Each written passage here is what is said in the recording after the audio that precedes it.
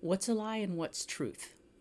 I think, not to get too philosophical here, but our society has really seemed to lose its way when being able to tell a lie from truth, fact from fiction. Um, as always, this is my experience. These are my opinions, and if you don't agree with them, you can just move along. You don't need to come into the comments. Well, I mean, you can. I think it's funny, but you don't need to come in the comments and tell me that transition worked for you and you're so happy, because that's kind of irrelevant to the whole topic here. This is my experience. You have your experience. So, you know, to each their own. But in my experience, transition was a very profound lie that that I perpetrated, that I believed, and that was encouraged by society at large. The modern corporate big money LGBTQ community encouraged the lie. I would say that my conservative background encouraged the lie. My therapist encouraged the lie. Mental health encouraged the lie. The medical industry encouraged the lie. But at the end of the day, it was a lie. And I'm going to be 43 soon. And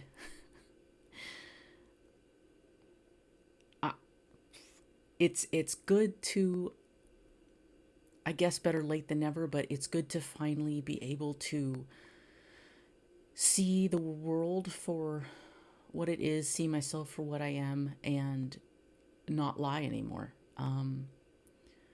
To truly live my truth. That phrase gets thrown around a lot. You gotta live your truth. Well, truth doesn't require the medical industry. Truth doesn't require people lying to you.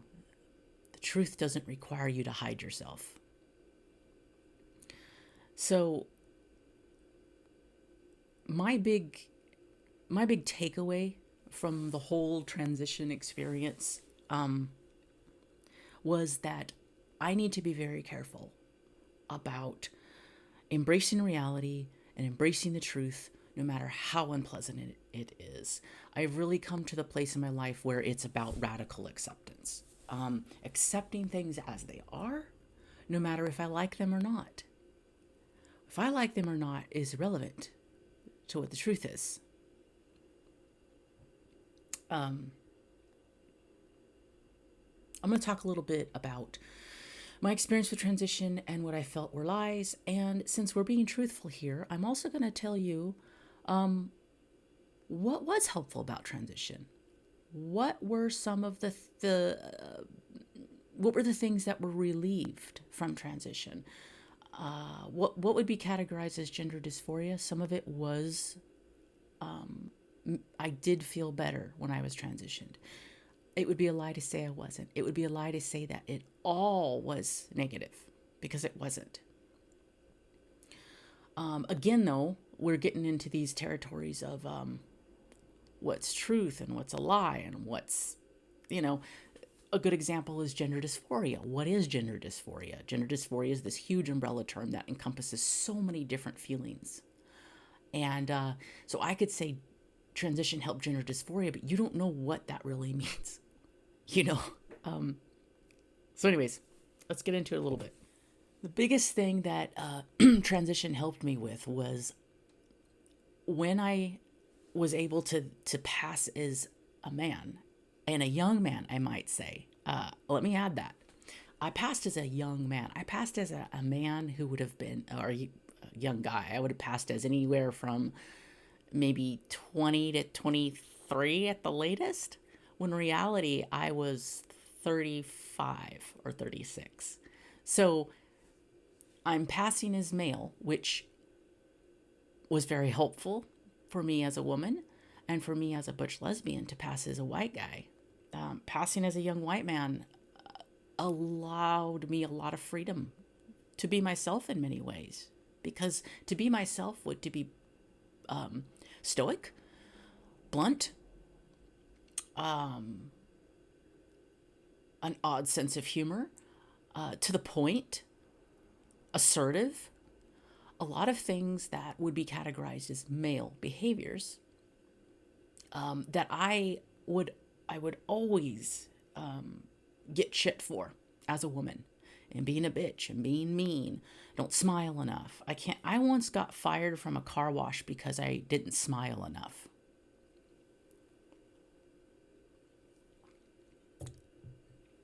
I don't think any of the men ever got asked or told that they need to smile more. Those men were able to go out there, not say a word to the customers, be as grumpy as possible. They wiped the car down, they were fine. Me? No, I had to fucking smile. Anyways, I didn't have to smile anymore. I could be blunt, I could be honest, I could be stoic, I could be all those things. I had the freedom to be all those things as a man, but I could not be as a woman. That alleviated what was being categorized as gender dysphoria for me. Okay? But there is a lie in there, and there is a downside to that. Passing as a young man, first of all, the lie is I wasn't a young man. For me, I felt like there was a lot of disconnect and a lot of difficulty because I was being treated as a young human, a young person, when in fact I was not. I was in my mid-30s. That's really a weird place to be. I had to hide a lot of parts of my life. I couldn't be honest about my past. Not to get too off topic, but using male restrooms was difficult because male facilities is built around the male body and what the male body needs and doesn't need. Men can stand up to pee. They rarely need to use a stall unless they have to, do the other.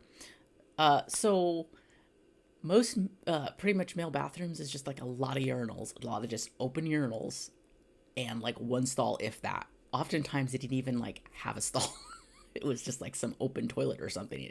That's some of like the bars or, clubs or stuff like that. So, that was difficult because I always had to use a stall. That made me pretty uncomfortable. The other thing about passing as a man is I made women uncomfortable often. There was a barrier put up there between me and other women, and I'd lived most of my life being seen as a woman, being seen as female, and being included in that category. Whether I got along with them very much or not, whether I felt like I belonged or not, really was irrelevant to the situation. It was very different to be included in the female category, even though it was difficult at times, versus being included in the male category. I felt oftentimes that I was just in nowhere. I was in no man's land. Pun not intended. I wasn't a man, and I didn't fit in with men. Even when I passed, there was something that I just did not fit in with guys. Once I was thrown into the category of men, and at my place of employment at the time, we would break out into groups and different stuff. It was a little bit sex segregated because it was in mental health, and generally the men would be together and the women would be together, and I did not fit. It was real freaking obvious to me. I fit with the women. Socially, I understood socially how to interact with women. I didn't understand how to interact with men, and I realized I never would. So, because I'm not a man, wasn't raised a man, I wasn't socialized a man. So I lost out on female companionship and being with women. Also, women were scared of me. So, for example, especially if I was in college at the time. So if I was walking at night back to my car in the parking lot, and it was me and some other, I was passing as a guy. I had a big old beard and everything.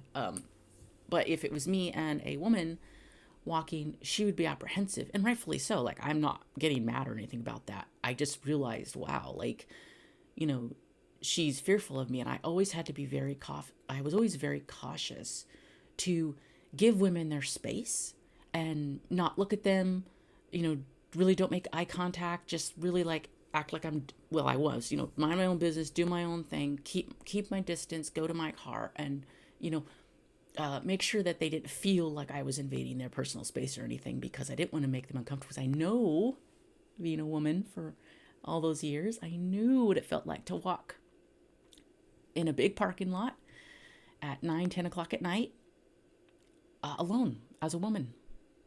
And so I both kept my distance, but then also kept a lookout as well. Because I knew, well, I figured that if a guy was going to be kind of creep or harass, if he viewed another man in the territory, he might be less likely to do anything. So I was acting as both, keeping my distance and as kind of like a lookout or to help if something was to happen. Just a really fucking weird place to be in, and made me kind of sad, and also made me profoundly aware of the truth of being a woman and the truth of being female in our society, and the truth of the kind of fear that we often live in that men often don't experience. They were not raised to be as fearful as women are of rape, murder, assault, what have you, The other thing that I really felt like I missed out on, that I was missing out on, is I was passing as a straight man because I was with a woman, I was with my wife, and people viewed us as heterosexual. Probably an odd heterosexual couple, but a heterosexual couple nonetheless. And there was loss there. There was a feeling of loss. There was a feeling of hiding. There was a feeling of shame. I really missed being seen as a woman and being seen as a lesbian. I had a teacher, I had an instructor in college who was a lesbian, and I could tell she was a lesbian, and I wanted to have that kind of, hey, sister lesbian experience where, we recognized each other and everything, but I couldn't do that because I wasn't passing as a lesbian. I didn't look like a woman. I didn't look like who I really was, which was a butch lesbian. I looked like a young man. I couldn't be seen. I wasn't being seen by her, and she wasn't being seen by me. And I mean, that means something, doesn't it? When you're profoundly a minority group, it matters to be seen by each other, especially out in the wild. I mean, and unless you've lived it, you don't understand it. And I mean, that's one of the things I feel bad for the really young women who transition like in teens and never get the experience, have that lesbian experience before transitioning, because you don't know what you're missing, or you don't know what you don't know what you're missing out on or what you've lost until you've had it, type of thing. So, me and my wife would be out together and we'd see another lesbian couple. We weren't being seen. They weren't being seen. I was taking a walk one day, and I saw two women walking to a car from an apartment here, and one was leaving and getting in her car, and they kissed goodbye, and she got in her car and left. And I thought it was just really sweet little moment. And I'm standing there, like, I'm walking, kind of looking at this and feeling longing and feeling like those are my people. I'm not with my people. So I lost that.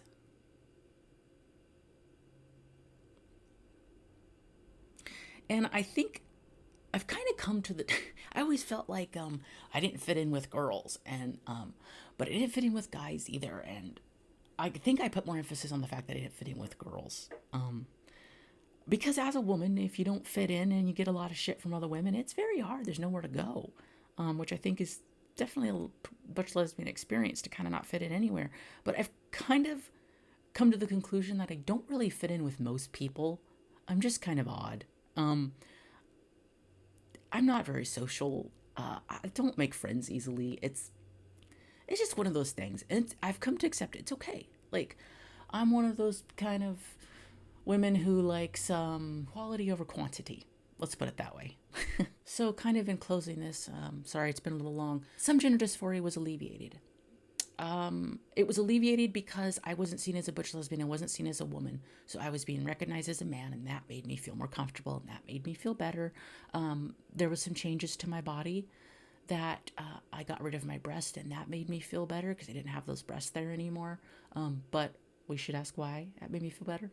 I, you know, I lost some curves. Not completely. I always had my curves never went away completely, but I got a little bit more of a male shape, and that made me feel better. But for me, I feel like it all really went into being seen as male. That was kind of the crux of it. And to be able to feel like I could be myself, and really the only way I thought I could be myself was through being male. So in some ways, the gender dysphoria was alleviated by the transition, but in the ways that I mentioned here, I got a whole nother group of issues. I got a whole nother group of concerns and worries and feeling uncomfortable. And at the end of the day, for me, it was really a wash. And I also feel like my transition was a bandage. Perhaps it was helpful during that time. But after 4 years, it was not helpful anymore. The bandage had, the pus had seeped through the bandage and was running freely again, and I had to address that. As I had core issues. I had core reasons why I didn't want to be a woman, why I felt like I wasn't a woman, why I hated my body. So, yeah. I've come to realize that who I am is exactly who I am, as I am, with no medical intervention, with no drugs to change my body, with not different clothing or anything, like just me as I am. No changes. That's who I am. I am a butch lesbian. I've always been a butch lesbian. I will die a butch lesbian. And that's just the way it is. And at 43, I am finally accepting all of that. And I would be lying if I said it wasn't even a little overwhelming now. It's weird. I think recovery from trans ideology, trans belief, the belief that you're trans, transition, whatever you want to call it. And for me, it really feels like recovery, because I have recovered from other things too. I had a pretty serious drinking problem in my late teens, early 20s, and I know what it feels like to recover from those things. This feels the exact same way to me. So I view it as a recovery process. And so recovery comes in stages. And this definitely feels like a recovery of my true self.